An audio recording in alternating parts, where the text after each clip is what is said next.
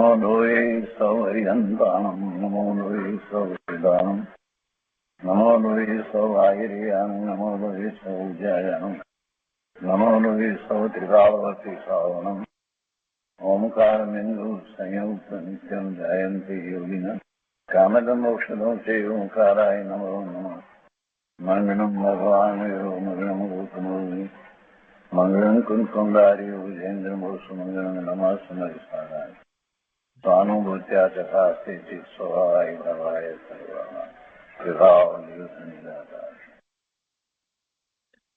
અધ્યાત્મ પ્રેમી પંડિત શ્રી દૌલતરામજી કૃત છ ઢાળા અને પૂજ્ય ગુરુદેવ કાનજી સ્વામીના છ ઢાળા ઉપરના પ્રવચનો એ સહિત આપણે છ ઢાળાનો સ્વાધ્યાય કરી રહ્યા છીએ.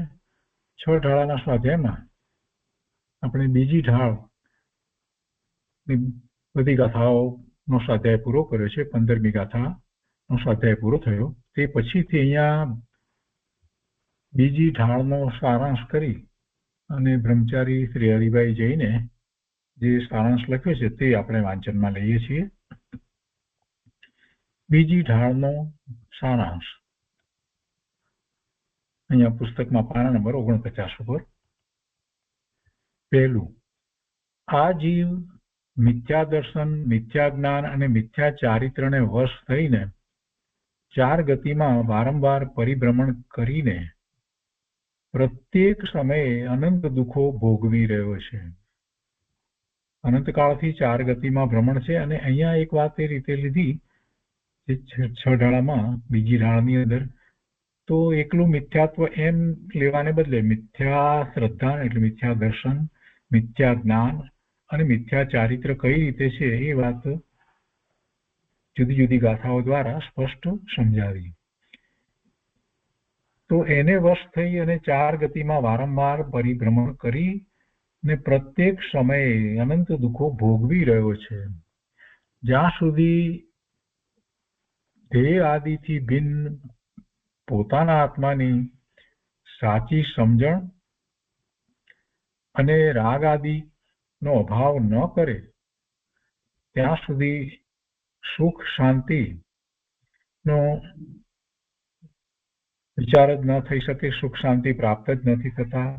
જે કંઈ એને કલ્પિત સુખ માન્યું અને કલ્પિત શાંતિ માન્યું એ એને લાગે, પરંતુ સાચા સુખ શાંતિની પ્રાપ્તિ ન થાય અને આત્માનો ઉદ્ધાર થઈ શકતો નથી.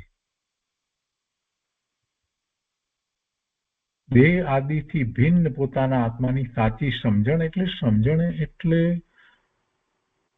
શાસ્ત્ર દ્વારા અભ્યાસ કરી નિર્ણય કરવો, એનો એ રીતે પછી સત્કાર કરવો, સ્વીકાર થઈ જવો કે આમ જ છે, વસ્તુ સ્વરૂપ આમ જ છે, દેહ આદિથી ભિન્ન જ છે, અને પછી જ ખરેખર ધર્મની શરૂઆત થાય છે.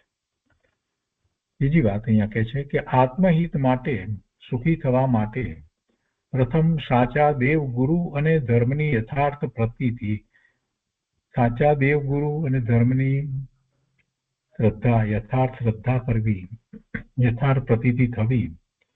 બીજું, જીવ આદિ 7 તત્વની યથાર્થ પ્રતીતિ. અને ત્રીજું, સ્વ પરના સ્વરૂપની શ્રદ્ધા.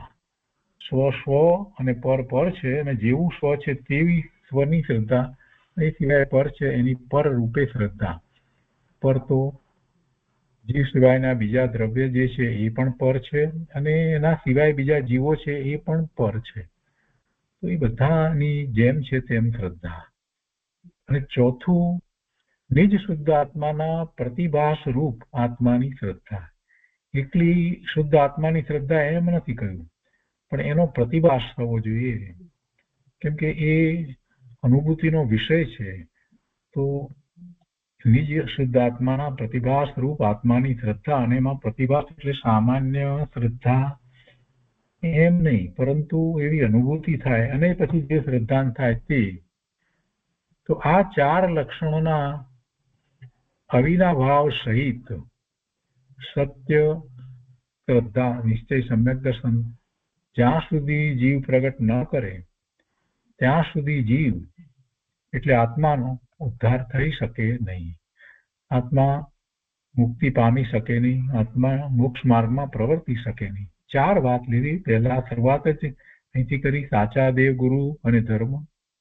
બીજું સાત તત્વ.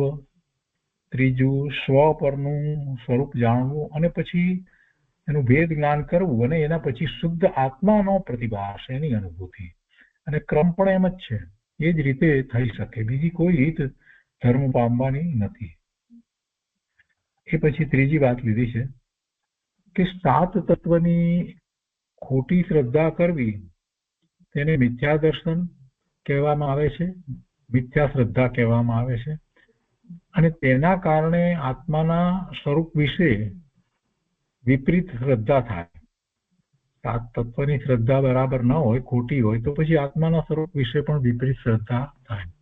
તો એવી વિપરીત શ્રદ્ધા કરીને નાના વર્ણીય આદિ દ્રવ્ય કર્મ, શરીર આદિ નો કર્મ તથા પુણ્ય પાપ રાગ આદિ મળીને ભાવમાં એકતા બુદ્ધિ, કરતા બુદ્ધિ થાય છે, હોય છે, રહે છે. સાત તત્વની ખોટી શ્રદ્ધા હોય એટલે પછી એને શરીરમાં એકત્વ બુદ્ધિ કે ક્યાંક બીજી જગ્યાએ એને એકત્વ બુદ્ધિ થાય કે પરની કર્તૃત્વ બુદ્ધિ ન છૂટે, પરનું કરતા પણ એને છૂટે નહીં. પરમાં કરતા બુદ્ધિ, પરની ભોગતા બુદ્ધિ. જો કરતા બુદ્ધિ અને ભોગતા બુદ્ધિ બંને બુદ્ધિ ખોટી છે. પરને આ આત્મા કાંઈ કરી શકતો નથી કે ભોગવી શકતો નથી. બેમાંથી એક પણ વસ્તુ એનાથી થતી નથી. પરને માત્ર જાણે, એ સિવાય બીજું પરનું કાંઈ એ કરી શકે નહીં. જ્યારે સ્વને વિશે તો બધું ઘણું કરી શકે છે, પણ એને ખ્યાલ નથી. સ્વનું લક્ષ્ય કરે છે તો સ્વાનુભૂતિમાં એ પોતાનું જેવું સ્વરૂપ છે એનો અનુભવ કરે, અને અનુભવમાં તો અનંત ગુણનું ભવન એને થોડી ક્ષણ માટે એનો અનુભવ થાય, વધારે ક્ષણ માટે થાય, વધારે ડેપ્થથી થાય. અને એ તો ચારિત્રની દશા જે છે એ તો અદ્ભુત આનંદની દશા છે. એટલે જે કરવા યોગ્ય છે ને જે કરી શકે છે એ તો પોતે પોતાને વિશે કરી શકે છે. કરવા યોગ્ય પણ એ જ છે. પણ જીવને અનાદિનું મિથ્યાત્વ ચાલ્યું આવે છે, એટલે પરમાં કંઈક કરવું ને પરમાં ફેરફાર કરવાની બુદ્ધિ, ને પર મને હિતકારી છે તો એને હું પ્રાપ્ત કરું, જળ પદાર્થોમાં એવી બુદ્ધિ, જળ પદાર્થોને પ્રાપ્ત કરવાની. પછી તો એમાં તો પછી પાર નથી આવતો. પરિગ્રહ ને બધું ઘણું બધું આગળ ચાલે છે. અને પછી પરિગ્રહ ભેગો કરવાની વાત આવે એટલે પછી અસત્ય, માયા બધું એ પણ એમાં આવી જાય. તો એક પછી એક બધા એવા વિકારી ભાવો જીવને થાય છે. એટલે ખાસ મુખ્ય વાત તો એ સમજવાની છે કે પોતાનું જેવું સ્વરૂપ છે એવી જ શ્રદ્ધા કરવી હોય તો સાત તત્વની, છ દ્રવ્યની શ્રદ્ધા યથાર્થ કરવી જોઈએ. જીનવાણીમાં જેમ કહેવાયું છે એમ સમજવું જોઈએ. અને એમ નથી કરતો તો પછી આ બધું થાય છે. એટલે એ વાત અહીંયા લીધી છે કે સાત તત્વની ખોટી શ્રદ્ધા કરવી તેને મિથ્યા દર્શન, અને તેના કારણે આત્માના સ્વરૂપ વિશે વિપરીત શ્રદ્ધા કરીને નાના વર્ણીય આદિ દ્રવ્ય કર્મ, શરીર આદિ નો કર્મ તથા પુણ્ય પાપ રાગ આદિ નલીન ભાવમાં એકતા બુદ્ધિ, કરતા બુદ્ધિ છે, અને તેથી શુભ રાગ અને પુણ્ય હિતકર છે એવી પણ એને માન્યતા હોય.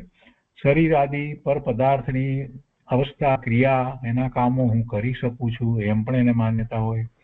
પર મને લાભ કરી શકે, પર મને નુકસાન પહોંચાડી શકે, બીજાઓ મને નુકસાન પણ પહોંચાડે, બીજાઓને કારણે મને તકલીફ પડે વગેરે માન્યતાઓ પણ હોય. અને હું પરનું કાંઈ કરી શકું છું, હું પરનું કરી શકું છું. હું શા માટે પરનું ના કરી શકું? હું આટલો હોશિયાર છું, ડાયો છું, ભણેલો છું, બધું જાણું છું, તો હું પરના કાર્યો ન કરી શકું એ કેમ બને? આવા મિથ્યા અભિમાન અને મિથ્યા બુદ્ધિ. કેમ કે દ્રવ્યના સ્વરૂપને સમજ્યો નથી ને એટલે એમ થાય છે. એક દ્રવ્ય બીજા દ્રવ્યનું કાર્ય કરવા જાય તો ત્યાં એને પહોંચવું પડે, પણ એ વાત ભૂલી જાય છે. આમ માનતો હોવાથી તેને સત અસતનો યથાર્થ વિવેક હોતો જ નથી. વળી કહે છે કે સાચું સુખ તથા હિતરૂપ શ્રદ્ધા, જ્ઞાન અને ચારિત્ર પોતાના આત્માના જ આશ્રય હોય છે. તેની પણ તેને ખબર હોતી નથી, અને એ ખબર કરવાનો પ્રયત્ન એ નહીં કરે. જ્યાં એ પરમાં અટક્યો છે, પરમાં કરવાપણામાં અને પરને પ્રાપ્ત કરવામાં, તો બધું ભૂલી જાય છે. સ્વાધ્યાય વખતે વાત જુદી છે, અને પછી ઊભો થાય છે તો ધંધા વેપારમાં બધું ભૂલી જાય છે. બધું ભૂલી જાય છે. પોતે કોણ છે એ વાતે ભૂલી જાય છે. આ જગત અનાદિનું છે, એ સ્વયં સંચાલિત છે. એમાં કોણ કોઈ વસ્તુ કઈ કરી શકે છે? કોણ કરી શકે? કોઈ કરી શકતું નથી. એ એનું કાર્ય, જગતનું કાર્ય જગત પ્રમાણે થવા યોગ્ય તે થાય છે. નકામાના રાગ દ્વેષ કરે અને જીવ સંસાર વધારે છે, બીજું કાંઈ કરતો નથી. આટલી વાત એને જો સ્વાધ્યાયમાંથી સમજાઈ હોય, શાસ્ત્રના અભ્યાસમાંથી સમજાઈ હોય, તો એને વારે વારે એને યાદ રાખવાની જરૂર છે કે આ બધાથી તો પોતે જુદો છે. આ શાસ્ત્ર સમજ્યો છે તો એનું તાત્પર્ય શું છે? શું કામ હું શાસ્ત્ર ભણું છું? એનો વિચાર કરવો જોઈએ. ચોથી વાત અહીંયા લીધી છે કે વળી કુદેવ, કુગુરુ, કુશાસ્ત્ર અને કુધર્મની શ્રદ્ધા, પૂજા, સેવા અને વિનય કરવાની જે પ્રવૃત્તિ છે, તે પોતાના મિથ્યાત્વ આદિના મહાન દોષોની પોષણ કરનારી હોવાથી દુઃખદાયક છે. એટલે એ તો બિલકુલ ચાલે નહીં. એવા ખોટા દેવ, ગુરુ, શાસ્ત્ર, એની શ્રદ્ધા, એની પૂજા, સેવા, આ બધું હોય નહીં પ્રભુ. એ તો હોય નહીં. એ તો મિથ્યાત્વનું વધારે પોષણ કરનારી છે ને. પછી તો એટલી બધી એવી દશા થઈ જાય છે કે જીવને એવા બંધ પડે કે ભવિષ્યમાં કેટલાય ભવ સુધી તો એને જીનવાણી પ્રાપ્ત ન થાય. એટલે એનાથી તો ખૂબ બચવાનું છે. વળી કે છે કે અનંત સંસાર ભ્રમણનું એ કારણ છે આ કુદેવ, કુગુરુ, કુશાસ્ત્ર, જે ગૃહિત મિથ્યાત્વનું કારણ છે. એ ગૃહિત મિથ્યાત્વમાં એને અનંતાનુબંધીના બંધ પડે છે. અને અનંતાનુબંધીના બંધ પડે છે તો અનંત સંસારનું ભ્રમણ થાય છે.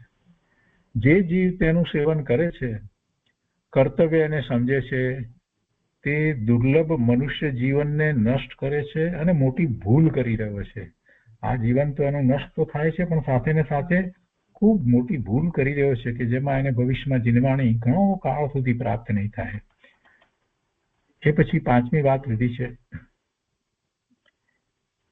કે અગૃહિત મિથ્યા દર્શન, જ્ઞાન, ચારિત્ર જીવને અનાદિકાળથી હોય છે. વળી તે મનુષ્ય થયા પછી કુશાસ્ત્રનો અભ્યાસ કરી અથવા તો કુગુરુનો ઉપદેશ સાંભળી, સ્વીકારી, માની ગૃહિત મિથ્યા જ્ઞાન, મિથ્યા શ્રદ્ધા ધારણ કરે છે, એવા જ પોષણ કરે છે, તથા તે કુમતને અનુસરી મિથ્યા ક્રિયા કરે છે, તે ગૃહિત મિથ્યા ચારિત્ર છે. અને આવું મિથ્યા ચારિત્ર, એમાં એને પાપના બંધ પડે, બીજું તો શું થાય? અને પછી તો ગતિ પણ એવી થાય. માટે જીવે સારી રીતે સાવધાન થઈ અને ગૃહિત અને અગૃહિત બંને પ્રકારના મિથ્યા ભાવો છોડવા યોગ્ય છે. અને એનો યથાર્થ નિર્ણય કરી નિશ્ચય સમ્યક દર્શન પ્રગટ કરવું જોઈએ. જીનવાણી પ્રાપ્ત થઈ છે, પોતાને એવા પુણ્ય છે કે આ ભાવમાં પોતાને એટલી સમજ શક્તિ મળી છે અને જીનવાણી પ્રાપ્ત થઈ છે, જીનવાણીને સમજી શકે છે, તો પછી એને અનુસરવું જોઈએ. દિનેશ્વર ભગવાનની એ જ આજ્ઞા છે, એ આજ્ઞામાં રહેવું જોઈએ. મિથ્યા ભાવોનું સેવન કરીને સંસારમાં ભટકી અનંત જન્મ મરણ કર્યા, અનંત કાળ ગુમાવ્યો.